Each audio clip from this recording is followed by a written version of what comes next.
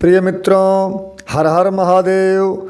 आज हम इस वीडियो के माध्यम से जानेंगे कि इस वर्ष 2023 में तुलसी विवाह कब है, तुलसी कौन थी, तुलसी विवाह की विधि क्या है, इसका महत्व क्या है, इसका क्या फल है एवं इसकी कथा क्या है, पूजन की विधि, पूजन का सही समय, शुभ मुहूर्त क्या है, इन सब की जानकारी इस वीडियो के माध्यम से आपको प्राप्त होगी। वीडियो ज्ञानप्रद एवं आम जनमानस के लिए बहुत ही उपयोगी है, इसलिए इसे अंत तक जरूर देखें। वीडियो अच्छा लगे तो इसे अपने इष्ट मित्र बंधु बांधवों में शेयर अवश्य करें ताकि इसका लाभ उन सबको प्राप्त हो सके। आपको बता दें कि इस तरह के अनेक धार्मिक शास्त्रोक्त न्याय संगत एवं प्रामाणिक वीडियो आप सभी धर्म प्रेमियों तक पहुंचाने का प्रयास करेंगे। इसलिए अगर आप चैनल पर नए हैं तो चैनल को सब्सक्राइब कर बेल आइकन दबाना न भूलें ताकि हमारे द्वारा प्रस्तुत हर नए वीडियो की जानकारी आपको प्राप्त हो सके। तो आइए इस वीडियो का शुभारंभ करते हैं। पुण्य पवित्र कार्तिक मास शुक्ल पक्ष की देवउठनी एकादशी के दिन भगवान श्री हरि विष्णु के योग निद्रा से जगने के बाद सारे मांगलिक कार्य शुरू हो जाते हैं। इस वर्ष 2023 में पवित्र कार्तिक मास शुक्ल पक्ष की एकादशी यानी 23 नवंबर दिन गुरुवार को सायंकालीन प्रदोष बेला में तुलसी शालिग्राम का विवाहोत्सव परंपरागत तरीके से मनाया जाएगा एवं इसका क्रम पूर्णिमांत तक चलता रहेगा। कुछ लोग तुलसी विवाह को लेकर भ्रमित हैं कि तुलसी विवाह 23 तारीख को मनाया जाए या 24 को। इस विषय पर हम आपको बताना चाहेंगे कि एकादशी को सभी लोग व्रत रहते हैं और विवाह का कार्यक्रम प्रदोष काल का है, तो आप एकादशी के दिन भोग प्रसाद में अन्न तो लगाएंगे नहीं। इस कारण से कुछ लोग द्वादशी के दिन तुलसी विवाह मनाने की बात कर रहे हैं। आपकी जानकारी के लिए बता दें कि तुलसी विवाह का कार्य एकादशी से पूर्णिमा तक चलता है। आप अपनी सुविधानुसार इसके बीच कभी भी तुलसी विवाह कर सकते हैं। पौराणिक मान्यता के अनुसार भगवान विष्णु के योग निद्रा से जगने के बाद तुलसी विवाह संपन्न कराया जाता है। इस वर्ष 2023 में 22 नवंबर को रात्रि 10:34 के बाद एकादशी तिथि लग जा रही है एवं 23 नवंबर को रात्रि 8:21 तक समाप्त हो रही है। तो आप 23 नवंबर को सायंकाल प्रदोष बेला में तुलसी विवाह का कार्य संपन्न कर सकते हैं। अब जानते हैं पूजन विधि के बारे में। आपको बता दें कि देवउठनी एकादशी माँ तुलसी के विवाह से ही पहचानी जाती है। ऋतु फलों का माँ के भोग के साथ सेवन प्रारंभ हो जाएगा। अविवाहितों के विवाह शुरू हो जाएंगे।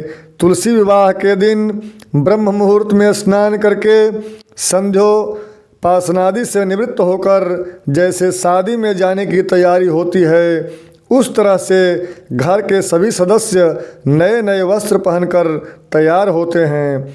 इसके बाद प्रदोष काल के समय घर के आंगन या छत पर एक चौकी पर वस्त्र बिछाकर तुलसी का पौधा उस पर रखें। जहाँ पर शादी करना हो वहाँ पर गन्ने का मंडप बनावें एवं एक दूसरी चौकी पर भगवान शालिग्राम जी को स्थापित करें। दोनों चौकी को गन्ने के मंडप के अंदर रखें। मंडप को अच्छे से सजाएं। एक कलश भी स्थापित करें।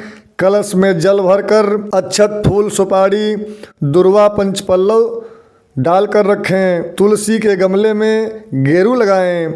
इसके बाद तुलसी और शालिग्राम के ऊपर गंगा जल छिड़कें। भगवान शालिग्राम को पंचामृत से स्नान करावें। इसके बाद दोनों जगह तिलक लगाएं। गन्ने के मंडप में भी हल्दी दूध मिश्रित छापा लगाएं। मंडप को सुंदर वस्त्र एवं सुगंधित पुष्पों से अलंकृत करें। माँ तुलसी एवं शालिग्राम को भी हल्दी लगाएं। पुनः स्नान कराकर षोडशोपचार से पूजन करें। तुलसी के गमले में साड़ी लपेटकर चूड़ी चढ़ाएं एवं दुल्हन की तरह श्रृंगार करें।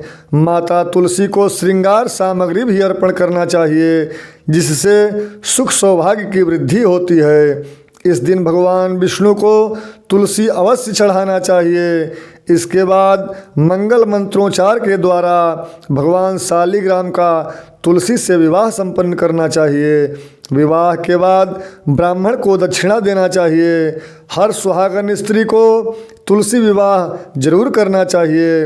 ऐसा करने से अखंड सौभाग्य एवं सुख समृद्धि की प्राप्ति होती है। इस दिन भगवान विष्णु को तिल चढ़ाना चाहिए। तुलसी एवं शालिग्राम को दूध में भींगी हल्दी का तिलक लगाना चाहिए। पूजन के बाद तुलसी जी की 11 परिक्रमा करनी चाहिए। अब जानते हैं तुलसी विवाह की कथा के बारे में, जिससे आपको मालूम होगा कि तुलसी कौन थी। पूर्व काल में जलंधर नाम का एक राक्षस था जो अत्यंत बलशाली एवं पराक्रमी था। अपने बल में उन्मत्त राक्षस ने चारों तरफ उत्पात मचा रखा था। उसकी पत्नी का नाम वृंदा था जो पतिव्रता स्त्री थी। अपने पत्नी के पतिव्रत धर्म के प्रभाव से वह राक्षस किसी से हारता नहीं था। उसी के प्रभाव से वह विजयी बना हुआ था। जलंधर के उपद्रव से परेशान होकर देवगण भगवान विष्णु के पास गए एवं रक्षा की गुहार लगाई। देवताओं की प्रार्थना सुनकर भगवान विष्णु ने वृंदा का सतीत्व भंग करने का निश्चय किया। वृंदा भी भगवान विष्णु की अनन्य भक्त थी। भगवान विष्णु ने जलंधर का रूप धर के छल से वृंदा का स्पर्श किया। उधर वृंदा का पति जलंधर देवताओं से युद्ध कर रहा था, लेकिन जैसे ही वृंदा का सतीत्व भंग हुआ, जलंधर का सिर उसके आंगन में आ गिरा।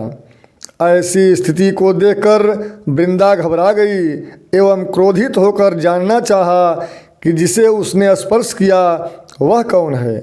फिर उसने पूछा कि अगर ये शीश मेरे पति का है तो आप कौन हैं। फिर भगवान विष्णु अपने रूप में आ गए। क्रोधित होकर वृंदा ने भगवान विष्णु को श्राप दे दिया कि जिस प्रकार आपने छल से मुझे पति वियोग दिया है, उसी प्रकार तुम्हारी पत्नी का भी छल पूर्वक हरण होगा एवं स्त्री वियोग सहने के लिए तुम्हें भी मृत्युलोक में जन्म लेना पड़ेगा। यह कहकर वृंदा अपने पति के साथ सती हो गई। वृंदा के श्राप से ही प्रभु श्री राम ने अयोध्या में जन्म लिया एवं उन्हें सीता जी का वियोग सहना पड़ा।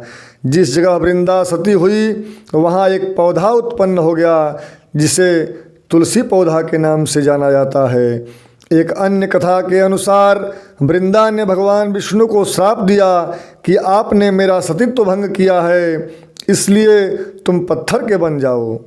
वृंदा के श्राप से भगवान विष्णु पत्थर के हो गए, जिसे भगवान शालिग्राम कहा जाता है। प्रेम से बोलिए शालिग्राम भगवान की जय। तत्पश्चात भगवान विष्णु ने कहा कि हे वृंदा, मैं तुम्हारे सतीत्व का आदर करता हूँ। अब तुम तुलसी बनकर सदा मेरे साथ रहोगी। जो मनुष्य कार्तिक मास के शुक्ल पक्ष की एकादशी के दिन तुम्हारे साथ मेरा विवाह करेगा, उसकी हर मनोकामना पूर्ण होगी। बिना तुलसी दल के मेरी पूजा अधूरी मानी जाएगी। यहाँ तक कि जो कोई मेरा पूजन करेगा एवं मुझे भोग अर्पण करेगा, अगर उसमें तुलसी पत्ता नहीं छोड़ेगा तो मैं उस भोग को स्वीकार नहीं करूँगा। इसलिए जब भी भगवान शालिग्राम का पूजन करें तो उनके मस्तक पर तुलसी पत्ता जरूर चढ़ाएं एवं भोग में भी तुलसी अवश्य छोड़ें।